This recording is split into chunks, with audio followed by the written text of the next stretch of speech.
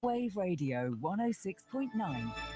Good evening and welcome to Tiger Talk here on Humber Wave Radio and onto Hull and Back podcast. Get my words out tonight. I'm Eddie Wright. I'm Joe Collins. I'm Chris Sorensen. I'm Paul Wright. And we've got a special guest tonight as well. Good evening, Josie. Hi, are you okay, everyone? Good evening. All good. All good, Josie. Are you? I'm fine. I'm a bit tired. 3 hours sleep from travelling back from Wales last night, to Wales. So I'm just getting there. That sounds like a long journey and one that I definitely wouldn't fancy doing. And I need more than 3 hours sleep.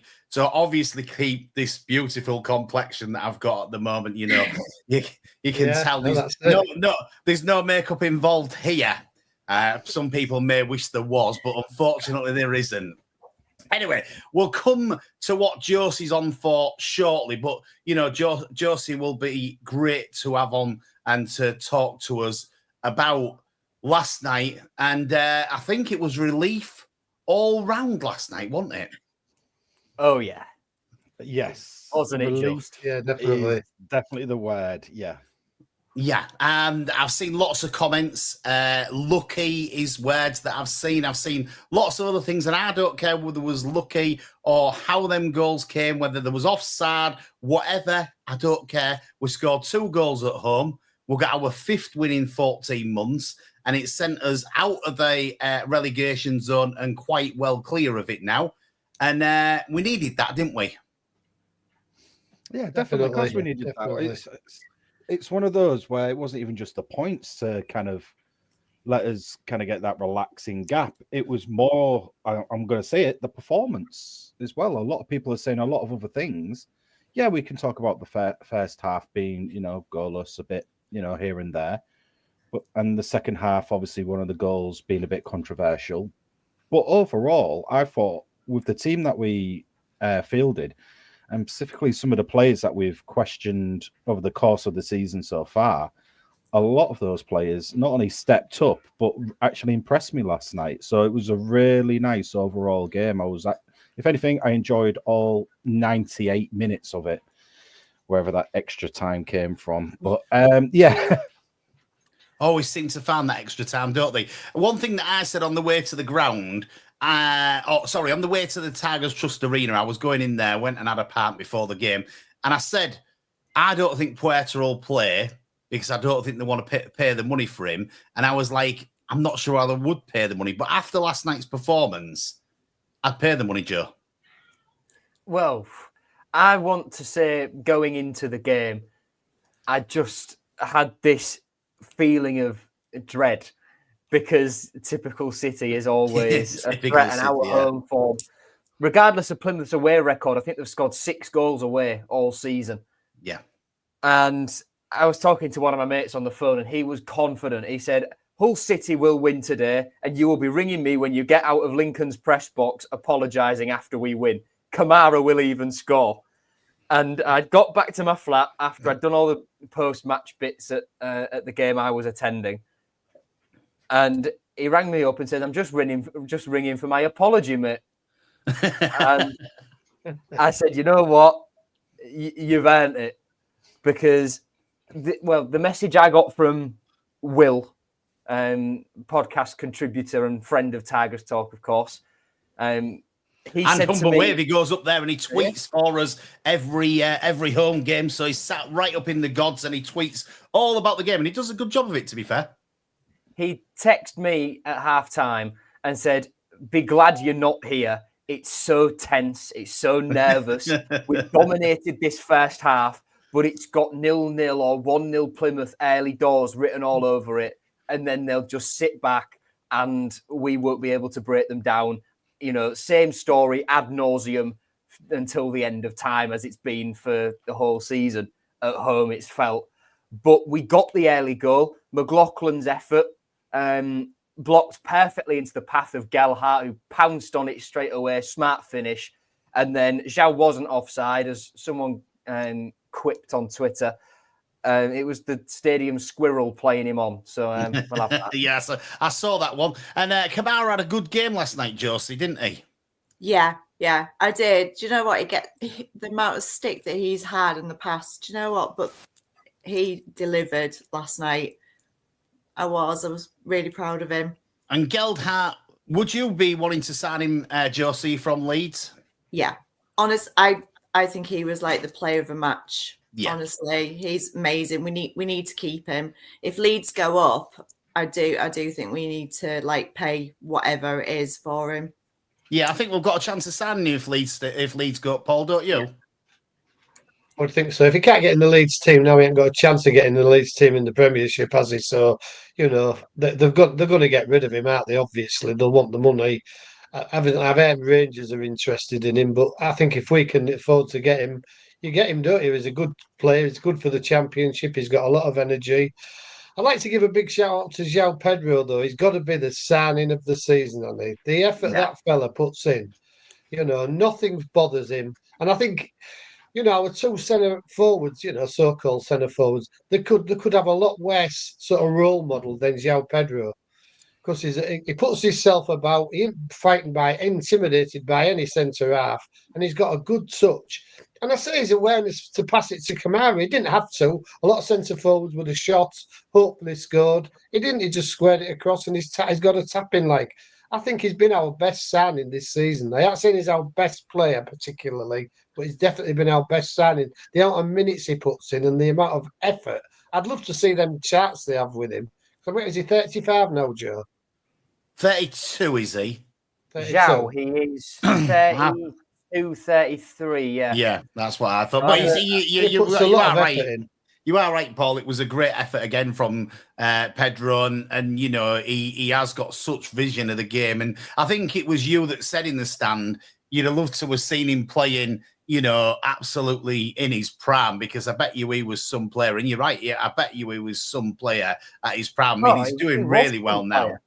He was some player in his prime. You don't play at that level, score that many goals in Serie A if you're a mug. And I've just checked, he's 33 on Sunday, is Zhao. And if we saw him when he was 28, 29, put it this way, he wouldn't be playing for Hull City. He wasn't playing for Hull City. No, definitely not. He got a year's contract, didn't he? You'd definitely be extending that, wouldn't you, to keep him here for another year? Even if it's just to help the younger lads come on a little bit more, because he's got that much experience that you need him. You need to keep him, don't you, Christian? Yeah, without a doubt. There's not even. I don't think any Hull City fan would question. Actually, no. The only time they would question is if you didn't offer him a year contract extension. That's the only question that, from a Hull City fan perspective, because look, he's not prolific anymore. Like we say, he's getting on, but for that kind of how he brings everybody together on the pitch, the fans love him. Everyone just wants to keep watching him play, because he does. He's a workhorse. For 90 minutes non-stop, he is a workhorse. And when even for 120 minutes in the cup, Christian, don't care, does he? Don't care. And that's the thing. Fans want that. Let's hear what you think. Let us know. You can WhatsApp us on 01482 772 663. Or if you're watching us online, then you can click wherever you are, Twitter, Facebook, YouTube, and you can put a comment on there, and we'll get your comments, and we'll see what you was thinking about the game and about what we've talked about up to now. But last night's game at the MKM Stadium was Hair Game 2. We've got Ambassador Josie with us, and it's good to have you along, Josie. And it's great that that some recognition's being given by the club to Hair Game 2, isn't it? Yeah, definitely. Do you know what? Hull have been amazing around this, and I can't thank them enough for it. So yeah, it's just we're here to totally our mission to raise awareness for the issues of what women actually do face around football. And we have like the harassment that women do actually face that goes unnoticed, and like people like just think that there's nothing, but it does happen. And it has been like lately with Hull City has been noted about what has actually gone on. And I just think that people say it's a game for all, and we need to like bring that to the forefront, because it's like in the 90s I started like following Hull, and I faced so much harassment for being a woman, because it was unheard of being like a woman supporting Hull's like a football team. And I just think we need to like be made aware of what does happen behind the scenes. To be fair, I mean, you're saying you need to be made aware, but it shouldn't be happening, really, should it? I mean, just remember, Josie, that we are on the radio, all right? So I'm just going to say that. I know it frustrates you, some of these things. So, but no, listen, it shouldn't be happening. We've got a couple of quite a few female supporters that sit near us. Probably some of them as old as sort of in the 70s, and some as young as about 6 or 7. And it's great to see ladies following football. Me and my dad, Paul, there, we used to go watch our niece Jessica playing football on a Saturday, and now our other niece has started to take up football as well. Sophia, she's playing for Kingswood, and Humber Wave Radio, we sponsor her as a little sponsor because we want to encourage females in football, because it's a really good thing, isn't it? That's it. We want to celebrate. We want to celebrate like the female fans, the players and like the professionals that work around like the clubs. It's like it's such a big thing that they do. It's like, I don't know. It's just like we need to really embrace like the female power within the football community. No, I think we're doing it. Sorry, Dad. I'll just say, when we was off air, he was saying that he'd got a little bit of backlash on the social media, which is disappointing, really. I don't know why you're getting backlash for supporting a football team and for having your opinion on a football team, because we always say, don't we, Dad, that it's all about opinions is football. It is, yeah. I say I play walking football, and we've got a lady who, well, I've got more than one, but one who plays at Esley. She actually played for England 50, I think 80 odd times or something, scored 50 odd goals. And she's just a player at the walking football. She's a woman, she's a good player, but nobody bothers that she's a woman. It just makes no difference. She's just a good player. They just not embrace her physically, but embrace, that she's a good player, and that's about it. I don't see what the problem is, personally, from a man's point of view, to have a woman there at the football supporting the same team. It just seems ridiculous to be causing anything at all. I just think it's ludicrous. I don't understand it, mate. But, these things go on in the world, don't they? Probably a lot of people don't notice it, really, but these things go on, and it shouldn't be happening at all. It's just, just another person of a different sex, that's all. It makes no difference at all who's watching football sat next to me, man, woman, or whatever. So I can't understand it, but it's a shame that these things happen in this day and age. Yeah, it is. Joe, you've got a question for Josie. I have. Hull City ladies based. It is. I know Amy, who isn't with us tonight, another one of the Hull City Hair Game 2 ambassadors, is a big follower of Hull City ladies and does a bit of work on the Hair Game 2 side with that as well. Has that ever come up in terms of an official affiliation when Hair Game 2 have had conversations with Hull City ladies? Is it something you've tried to drop in and hint at? Yeah, I'm not sure on that side of it at all, but no, we're working hard towards that. But I hope in the future it really does come through for that. Yeah, for me, it's disappointing that the club are linked to Hull City ladies, because Hull City ladies had a really good season last season. They're really flying the flag for Hull, and to not be linked at the moment with the club when nearly every big team that you talk about have a link with their ladies football team as well as the men's football team. So to me, it's a little bit disappointing that they haven't come through with this yet. I was talking to Stan McEwen before the game last night at the Tigers Trust Arena, and, we were sort of saying about the support and, that support being there at the MKM Stadium, even if it wasn't at the MKM Stadium. I think if the affiliation got done, then some of that support would go across to the ladies' side as well, I think. Do you, Josie? Yeah. No, definitely. I really think things need to happen for it. Yeah, I don't know what needs to happen, and I don't know who's going to make the decision. Yeah. I know that now that Jared Dublin's come in, things are changing behind the scenes, and maybe it's a thing that he's going to embrace and take, in-house and get it sorted, because they have said for a while that they're going to look at it, but I've not heard anything happening with it yet, which, for me, I think it should happen. What do you think, Chris? Sorry there, guys. My microphone was kind of switched off then. But no, I totally agree. No, look, it's one of those things where everyone, you would hope, has a bit of a sensible head on them. I mean, I look at it with my kids. I've got 2 girls.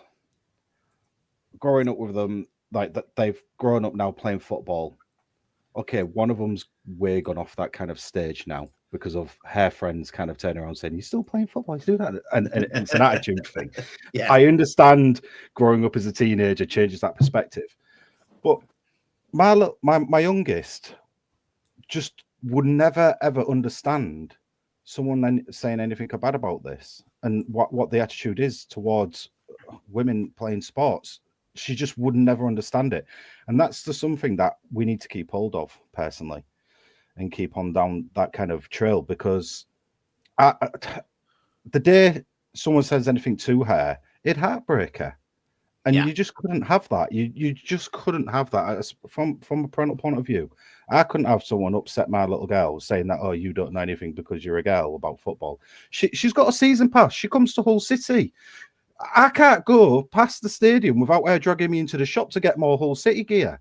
My bank balance is running out low. We've just had 4 deliveries We've just had 4 deliveries from the stadium today, with jackets and T-shirts and everything. And I guarantee, even though some of them have been bought for me and the wife, I know she's going to nick all that stuff to wear around to a friend's house. But if someone turned around to her and says, "You can't wear that," I just can't get that. So, look, everyone should be behind something like this, because it just does not make sense in the day and age that we're at the moment. And personally, we just need to keep going and believing that things will get better, even though it doesn't. It's not an instant click. And I think we can all agree it isn't an instant click. But supporting... No, I think it takes time to change things, doesn't it, Chris? I think the country is diversifying now. And I think, that's got to be a good thing. And I do think you're right, Chris, in what you say. It's going to take time. But I do think we're on the right track. What do you think, Josie? Definitely. Like I was saying to in the program when I was interviewed for there, one of my experiences was when I was in the 90s and I got on the coach. It was like a coach to an away game, and I wasn't actually allowed on until a group of lads asked me what the offside rule was, and they wouldn't let me on until I got on there. And then once I'd actually explained the offside rule, they let me on. And the next thing, they're like, "No, come to the back with us, have some drinks with us." And it's just unbelievable that I had to actually pass the test of the offside rule. And it's even on certain a whole forum on Facebook. I remember the amount of times that when it's an away match, everyone's there taking selfies of them on the coaches going, "Yeah, coach 1, here we are." I posted a picture of me in the car, and the barrage of abuse that I got because I'd posted a selfie saying that it was for likes and for all attention. And I went, why should I be the one that gets the attention, the grief for it when everyone else does it? But I felt like it was because I was a woman posting a picture. I just don't understand why it's different for a woman to do it. No, I want to don't go either. back to what Christian said. I've got a similar sort of anecdotal thing. When I was playing football growing up, I always played with girls up until the point where it sort of merges off and it splits into, it's either you play girls football or you play boys football. Like one of them, we met each other. We went to the same school, but met each other playing for this team. And yes, since then that would have been 7 years ago, and she's still one of my best mates now. It's amazing what power football has, and she still plays football, plays futsal still, and yeah, the like I say, the power that football has in people's lives that shouldn't be segregated by race, gender, whatever it may be, because football is football. Yeah, definitely. No, it certainly is. To be fair, Josie, I'm surprised you knew the offside rule because I don't know it. I don't think any of the referees know it. So, not last you've night. done well to get it right. And I'm not complaining that the Lano did not know it last night. Can I just put that out there? What I said was It's ludicrous, the offside rule now, I think. I mean, you can be stood offside and you're not offside. So it's ridiculous. But, I don't know anybody on that coach will have known it, to be quite honest. But there you go. At least as you're right, the linesman didn't know it. So we got away with one last night. But, what I did say last night in the first half, terrible. I said that the standard of the refereeing in the Championship is not that good, is it? And, it went to prove it just from that decision there. We said it, was it last year? I think it was last season. Was it Rebecca somebody? She was the best referee we had at City. Yeah. She was. And she's a woman. No, can't be. It's impossible. What a stupid statement to say that women don't know anything about it. It's just ridiculous. Yeah, ridiculous. No, she was definitely the best referee that we had there last season. And, we probably need more female referees in the game to try and improve us a little bit, especially looking at last night's standards of male officiating. So, I'm all for it. Let's keep them coming through and, hopefully doing as good a job as what Rebecca did last season, refereeing the game. She let the game flow, didn't she? Well, Rebecca, she's on the PGMOL board in charge of developing future referees, linesmen, match officials. So that shows what they think of her, that she's in charge of that important job of being able to bring through the next generation in what is such a difficult job. And like you say, I think it is a difficult job. Referee, people had her last year. I'm terrible at calling officials, and I will vouch for that. I don't shout anything horrible to them, obviously, but but no, I mean, it is that situation of, it's such a hard job to do, and I did do it when I was a teenager. So I did it when I was 15 and 16, and I was a football referee. And God, it was hard work. And I used to get shouted at so much by the parents, and so that's why I didn't end up sticking doing it. So it's a massively hard job. And if I was shouting the things in the stand and I was on the pitch, then I think I'd be walking off and not coming back on. So it is a difficult job, and one that we probably don't respect enough. Especially me. Anyway, have we got any comments tonight, Joe? We most certainly do. The first thing I want to start with is a comment we've had from Anne. Up the Tigers. And look, Anne, I might do you a bit dirty here, and I apologise in advance. But this is a To Hull and Back show, and I think we know what's coming, don't we? I know what's coming here. You know what? Well in on giving it a go, Ant. Well in. That's what he wasn't saying that before it started the show. I can tell you that. I want to know, was there a brick inside the ball? That's what I'd like to know, Ant. Was there a brick in that ball? Because we was talking off air, Ant, and I was saying that basically we always just stand in the concourse at halftime. But because you was on the kicking that ball at the crossbar, we actually decided to come down and watch it. And I said the first half was a little bit dour yesterday. Second half was better. The first half was still definitely better than you having a go for that crossbar. And I can tell you that for now. What do you think, Paul? Well, yeah, I'm surprised he never got it off the ground, I'm sure. I thought he maybe thinks it's on the touch line. Maybe it was, can I hit the touch line? It's still a bit them like, but you know, no, it was poor. When you sort of stopped there, Paul, and it was, I thought you were going to give him a bit of credit, like, oh, fair play for having a go. And don't be silly. Well, you've got to say it as you see it. You've got to say it as you see it. Josie, can you describe Ant's kicking?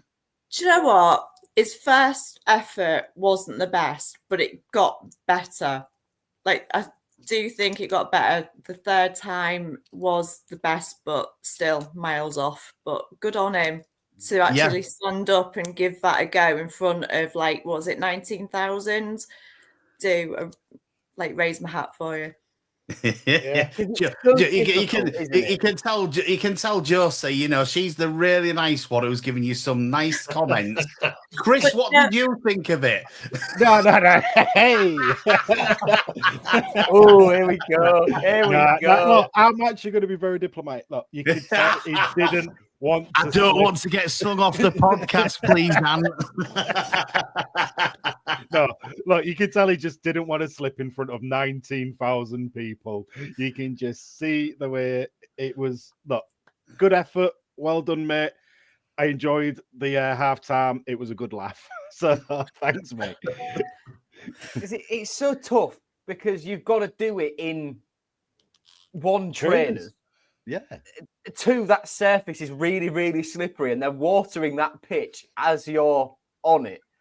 And then three, you can't be an amateur professional or a semi-pro. It's not like you can play for Ferriby and turn up and do it or play for Hessel Sporting and do it. You've got to be, you know, just your average run-of-the-mill fan who goes to work Monday to Friday and then goes to watch the football on the Saturday or Sunday. You've got to, well, the aim of it, in a sense, is to have as little footballing pedigree as possible. So anyone who does it, you might make a fool of yourself. See that, can't you? But fair play. Hey, there we go. You've given us our bit of fun for the night, Ant, which is really good. I've got a comment from Andrew Scott that's come in, and he said that he thought Puerta played well in the second half. He agrees he's probably his standout performance of the season. He's not sure if he's worth the fee quoted, and that's my little issue with it. Is, you know, it's a lot of money that we've got to pay for him. But Geldart puts a lot of effort in, but don't get a lot of results from it. And Sellers is doing a better job than Walters, but it still doesn't look like we're playing football. We're just scrapping our way through games. I mean, he might be right. I mean, it was a scrappy game last night, and it was that. I think there's a lot of nerves, not just from the fans, but from the players as well, isn't they? 100%. Yeah. 100%. It's two teams at the business end of the relegation zone, ultimately. So they're going to be, they'll want to give up as little as possible. And that's why. And it's not just what you read out there, Adi. For Lee Walker, Puerta was also man of the match. Talking about referees, Harry says the referees were just terrible between the three of them. They couldn't make a decision all game. Yeah, it's true. Simon says, great result, but let's remember Plymouth were awful. Yes, they were, but you can only beat what's in front of you. And, well, we've still got Oxford, Luton and Derby to go, so same again, please, lads. About Louis Coyle, Coxey says he's looking more solid lately, looking more of himself, but he's lost a little bit of pace this year. And last night, watching him trying to keep up with Bali Mumba was painful. Harry says if Kamara had Pedro's work rate, he would be one of the best players in the league. I think that is perhaps a little bit of a stretch, but fair point. Pedro does work hard and Kamara is finding a bit of confidence. I think the thing with Kamara is he's a frustrating player because he looks so relaxed when he's playing. And sometimes you think he's lost the ball, but he hasn't actually lost the ball. He's actually took the player on and he's just jumped over him and left them standing. And, if he used his speed more often, I think he'd do a far better than he does. But I do think he had a good game in a Hull City shirt last night. I thought, it was definitely one of his better performances. And maybe it's taking him time to settle into the team. And, Ruben's, I'm sure, working hard to try and get him to, to be the winger that we need him to be at the moment. And, I think, probably the three standouts last night was Geldhart, Kamara, and Puerta, to be honest. Well, Nshep says that we've found Gelhart's best position as a central midfielder. Yeah, I agree. And, Gelhart, I've said it from the start, sign him up. And finally, to add some context, Nathaniel said he would jump on Tigers talk because he predicted a 1-0 win with Amrabat to score. Just to say, Amrabat. No, I love Amrabat. He's my favourite. I was praying for Norden to come on and he didn't. I love him. I love his energy.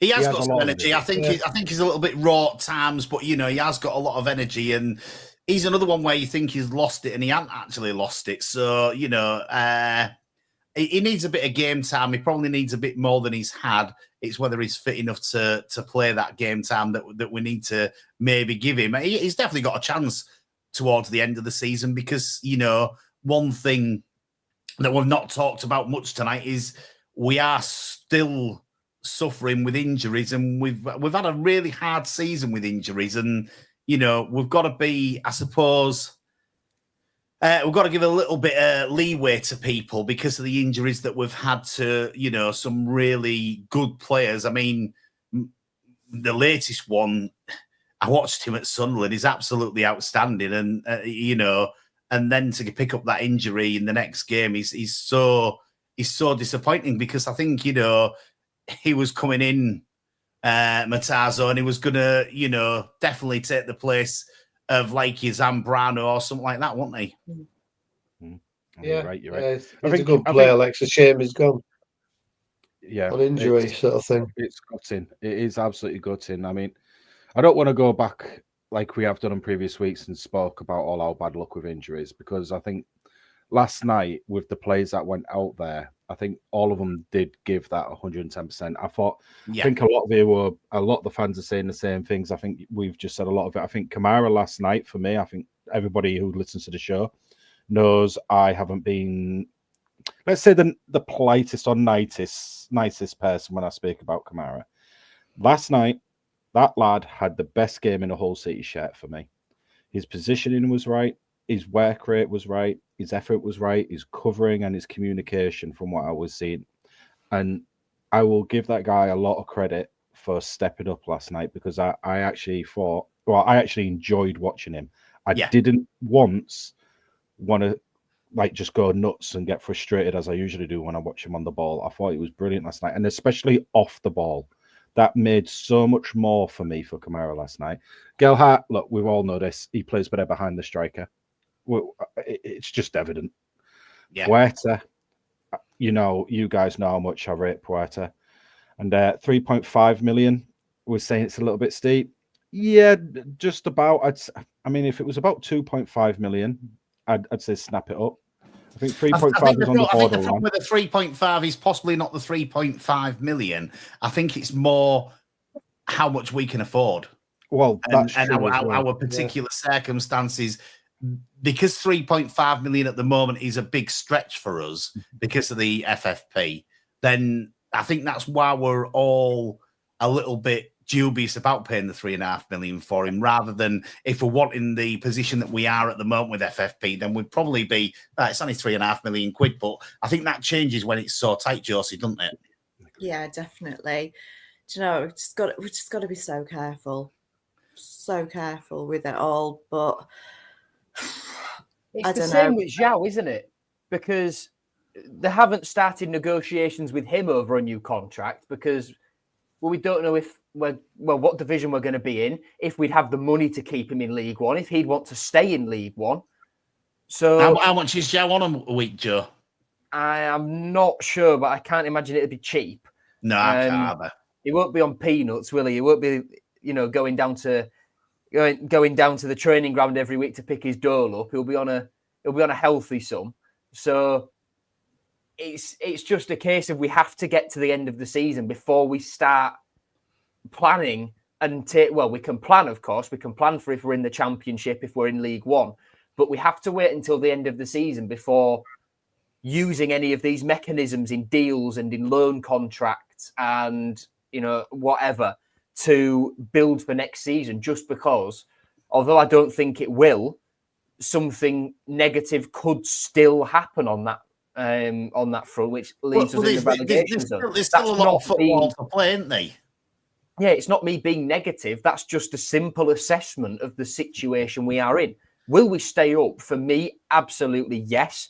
I've said that for quite some time, and it became more touch and go after we lost to Cardiff, and it would have been worse had we not got the result we did last night.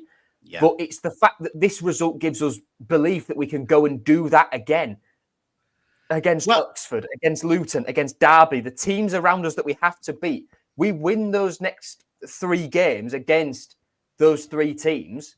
We've, other than that, got Coventry and Preston at home. If we can get out of that, 1, 2, 3, 5 games, 9, 10 points, happy. And that's enough to keep us in the division. What do you think will keep us up this year? Do you think that 45 points is going to be enough? I think 45 points will be enough, yeah. That's the way it looks to me at the moment. Yeah, I'd say so. So, I mean, to me, obviously, Bristol City's not going to be an easy game at their place. They're doing quite well at the moment, 7th in the league. They'll be pushing to try and get into them playoff spots. A draw would be a good result there, wouldn't it? Yeah. Yeah, we'd take a draw every day. I mean, we already had this discussion the other day about how hard it is for us going to Bristol. We don't seem to get many results from there. And like I said, they're pushing for that playoff spot. So they're going to be trying extra to actually get into that kind of area or stay within contention with that area. Whilst obviously we're fighting to stay, within the league itself. So it's going to be a good game. I just hope that with our away form, we step up as we usually do.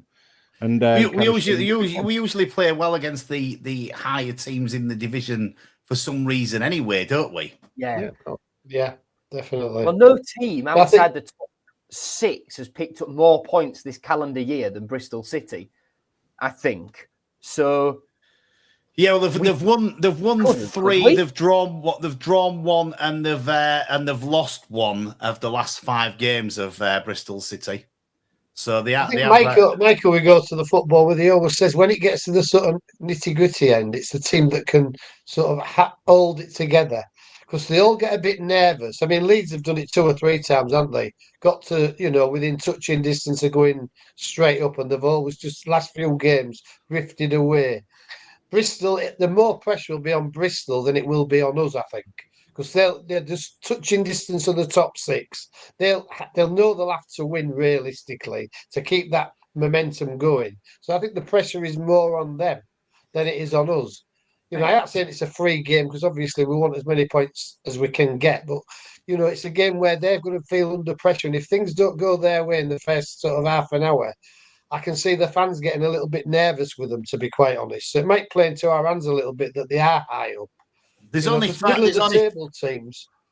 There's only 5 points between them. Don't feel the pressure as much, do they? If you're middle of the table, you can't go down, you can't go up. There's not that much pressure. And obviously, you want to win, but there's not a great deal of pressure. You're 7th. We know last year we was sort of 6th and 7th, weren't we? Yeah. And we didn't do very well in the matches we needed to do well to get in. No. It was the match, like Stoke at home and Birmingham at home. We dropped points against 2 teams which, we should have been getting full 6 points out of. And so I think it's a little bit of a free hit on Saturday. And if we can get some out, it'd be brilliant. I think that, as long as we don't let them get a goal early on, I think the pressure will come on to them rather than on us. It's not like Tuesday night when we really needed to win and the pressure was on our team. Plymouth come for a point, I think, didn't they? They'd have been happy with the point. They wanted 3, but I'm sure they'd have taken a point. But with that win, I think it's taken the pressure off us a little bit myself, and I think we can go into the Saturday's game a bit more buoyed by things. I might be wrong, but that's my thoughts. Only 5 points between 5th and 11th place, so it is all to play for around the playoffs. Above that, 4th, there's quite a big gap then because Sunderland have got 65 points and Leeds at the top have got 76 points. So there's 11 points split in the top 4 there. So, it's the usual championship. Really, it's always tight in lots of different areas. I'm glad to see that we've got a little bit of daylight between us and the bottom 3 now. 5 points off the bottom 3 now, with Luton on 31 points, and we've now got 36, which is really good to see. And I think, as we said, a point would be really good on Saturday. And then it's obviously Oxford at home next Wednesday, which we'll record the podcast for Wednesday. So it'll be a recorded one. So if you don't catch it on the night because you're going to the football, then you can always watch it again or listen again at humberwave.com because it will be on both of those. And that's the next game that we need to be looking to win, isn't it? The Oxford one. It is. Yeah. I mean, Oxford is as big as, let's say, as last night was. Yeah. Really. What game isn't coming up now? We're in the final stretch, really. Every game is as big as, because we just can't afford to lose as those points in the games that we class as must-win games with the people in and around us. As we all know, Oxford is one of the teams that are around us.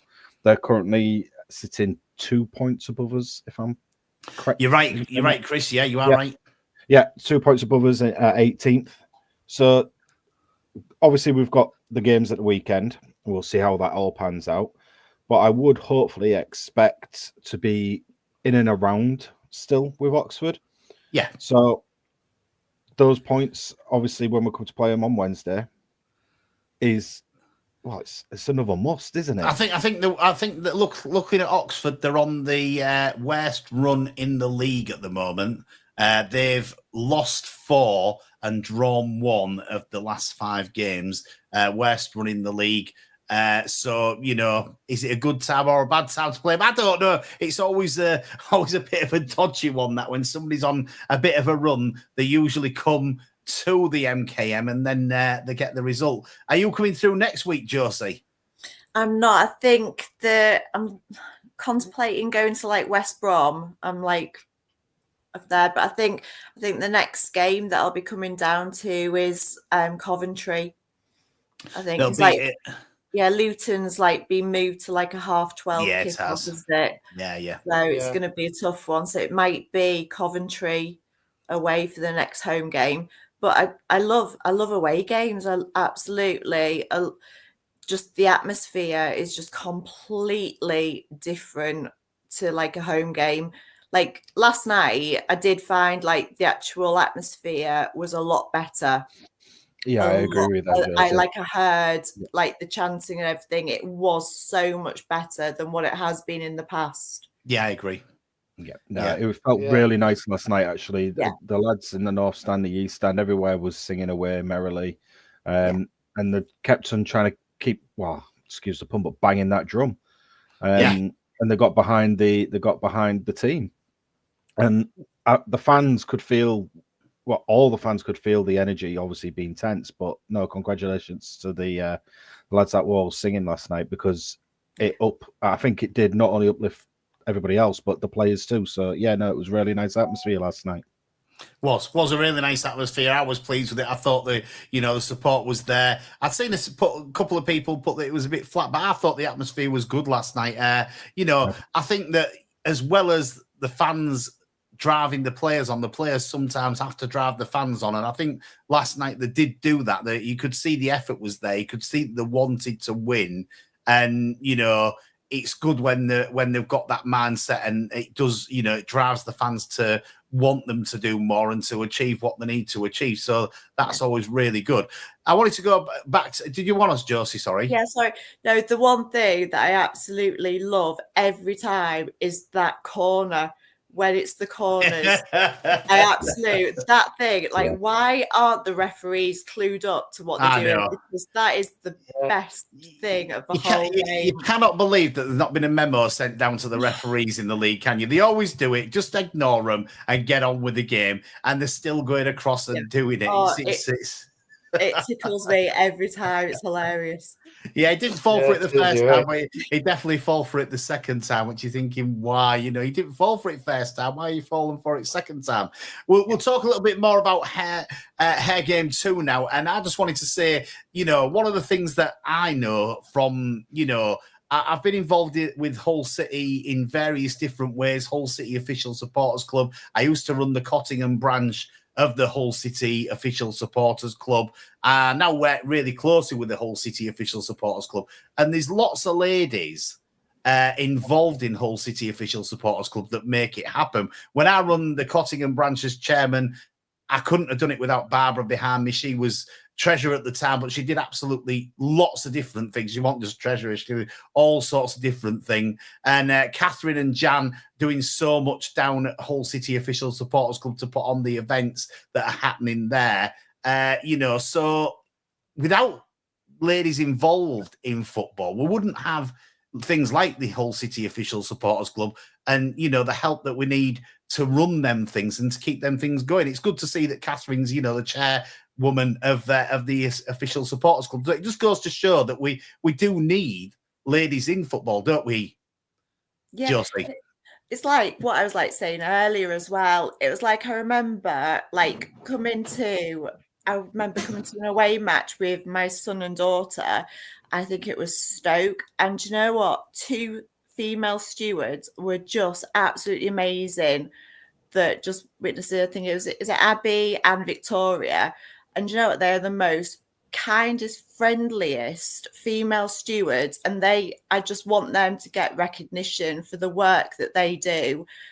And you know what? To do a job like that, and I can imagine the stick they get in that job. I couldn't do it. But they are absolutely amazing. I just want the professionals that work within football and everything. I really just take my hat off for them. Really. Yeah. No, definitely so. Definitely so. I think obviously, you know, it was great for the club to do that and to bring it to the forefront. And you must have been pleased that they did that. And are you in a negotiation to do another one?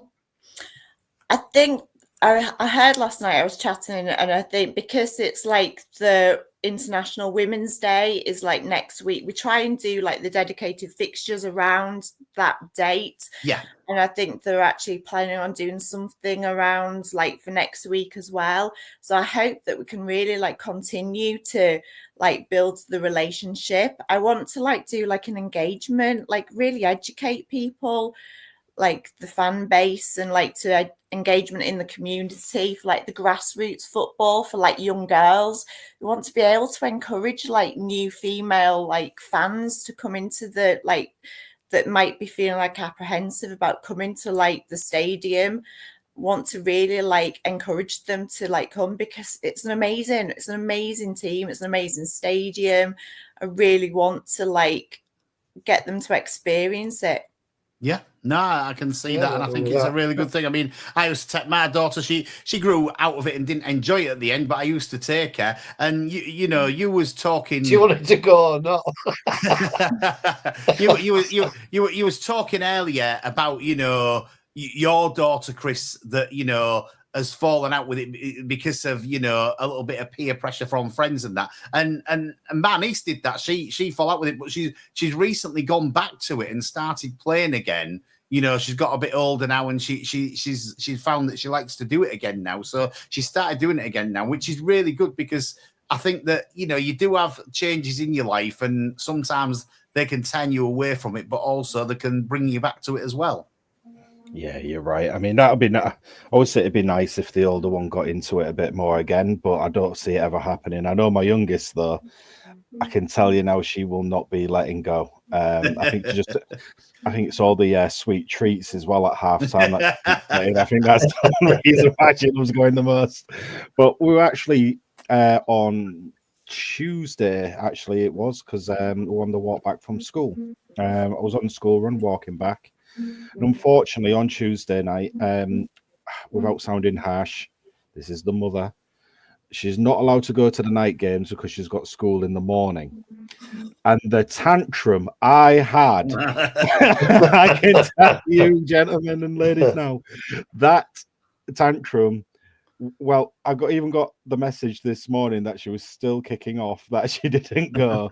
And I've got some making up to do. So I guess it's another trip to the shop. But with how life is with a lot of people as well, I mean, look, I'm coming up 40 very shortly. I've lived a good life in Hull and been to many, many, many Hull games. And I've had a lot of past relationships. And luckily enough, one of my longest past relationships was a full family, all were Hull City fans. She went, a sister went, a brother went, the mother went, the grandma went, the nana went, the grandpa, and it was a full family affair going that. And to this day, there are still Hull City mad. I was still staying in contact. We're all friends. And to see how they've grown up and now instilled that to their kids as well, and their daughters as well, like myself, it's nice to see that generation coming through. And I just can't imagine, like we say, that someone would kind of discourage anybody from watching a game and being involved in football. It makes zero sense in this day and age. Zero. I understand back in the day where everything was all crazy out and nobody was kind of all over the place, really. We're all ignorant back then. And I mean, not me, I'm perfect.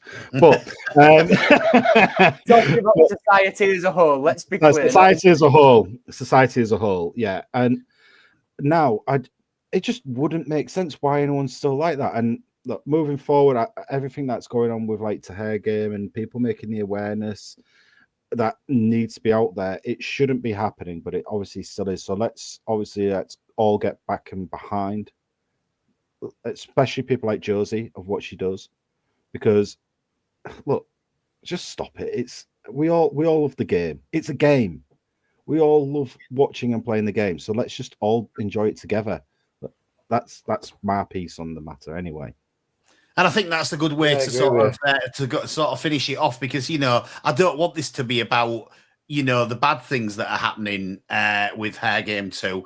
I want it to be the good things that are happening, and I want to promote the positive.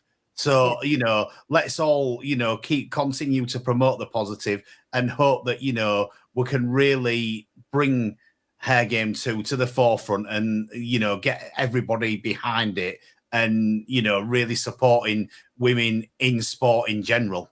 I think that's what we've got to do to finish that off tonight. Are you happy with coming on tonight, Josie, and trying to promote Hair Game to to all Hull City fans and trying to get them to get behind you?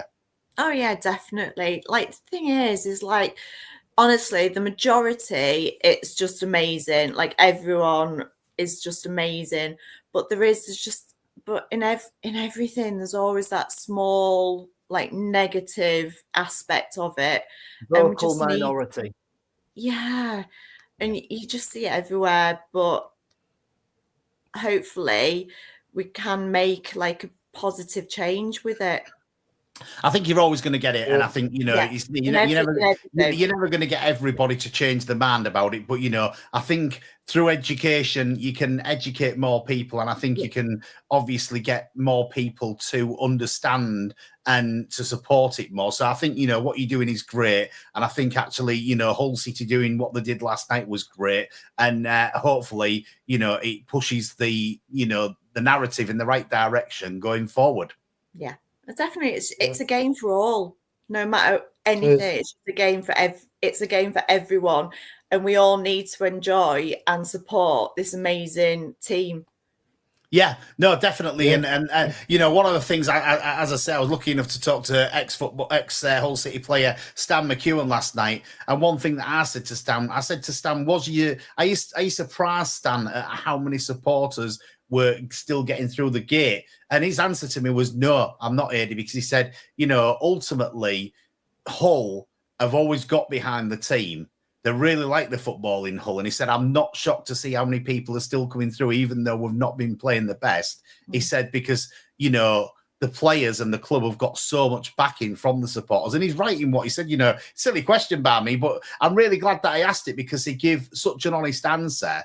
And it was really refreshing to hear his answer to that. And I am really pleased to see how many people are still coming through the gate. I know it was 18,000 last night, but there weren't many from Plymouth, which was always going to make the attendance a little bit lower. So it was still a good attendance for a night game in March, you know, which was on Sky as well. So people didn't have to venture out if they didn't want to. We've got 2 minutes and 30 odd seconds left. We need to sort of go for predictions, I suppose, for the next game against Bristol City. We'll come to you first, Christian. 1-1. 1-1. Come to you, Joe. Stolen with thunder, Christian. 1-1. There you go. Sitting firmly on that fence still. Josie. Do you know what? I'm going to be positive. I'm thinking like 2-1 City, Hull City. Well, we like that, Josie. Paul. Yeah. Well, I'm thinking 0-0. Do you know what, Paul? I'm with you. I'm going 0-0 as well. I think that, you know, we talked about it last week on Target Talk here on Humber Wave Radio and to Hull and Back podcast, and we said how good the defence has been this season. Now, a problem has been scoring goals this season, so I can see a 0-0, and I think a 0-0 would be a really good result away at Ashton Gate, you know, with them doing so well at the moment and, you know, them being in the position that they're in. If we could get a point from there, I'd be really, really pleased. I'm sure we all would, to be quite honest with you. Another point closer to staying in the Championship next season, isn't it? Of course. Yeah, definitely. Needed. Every point is needed now. Let's get as many of them on the board as possible. Have we got any final closing comments, Joe? We have a couple. The 6 minutes extra time last night, God knows, Lee would take a point. Coxie says teams around us have difficult games this weekend, so we might not lose as much ground if we fail to get a result. And Villager Neil, nice way to finish. He says we just need to start backing up our wins with another win. We've been too inconsistent, and I agree with that comment to absolutely every word. I do as well. Jan said that she would take a draw there, which, you know, I agree with you, Jan, but I do like what Neil's saying. I think that, you know, if we could get another win, if we could get 3 wins on the bounce again, that would be really good. And I think it would sort of more or less cement our place in the Championship next season. Anyway, been great to have you all on. Thanks for coming on to talk to us tonight, Josie. No, you're welcome. Thank you so much for having me. And I've been Eddie Wright. I've been Joe Collins. I've been Chris Sorensen. And I've been Paul Wright. And you've been listening to Target Talk on the Hull and Back podcast and Humber Wave Radio. We're back next week from 7 o'clock. Join us then if you can. See you all.